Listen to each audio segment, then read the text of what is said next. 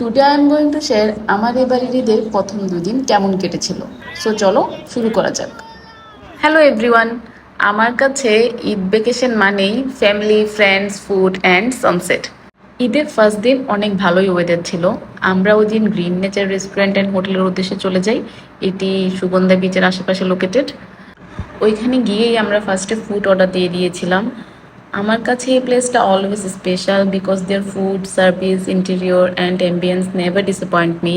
Honestly everything was 10 out of 10।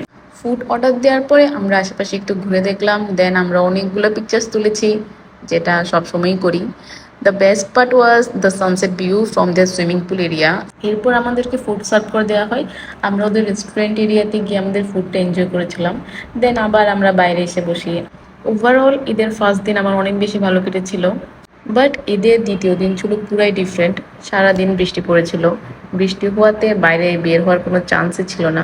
But বিকেলের দিকে weather একটু একটু ক্লিয়ার হয়েছিল। সো আমি বেরিয়ে পড়ি আমার ফ্যামিলির সাথে। ফার্স্টে আমি একটু রেস্টুরেন্টে গিয়েছিলাম, দেন আমি বিচের দিকে চলে যাই।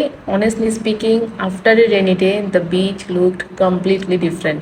পুরো এনভায়রনমেন্টটা খুবই পিসফুল ছিল, খুবই কাম ছিল।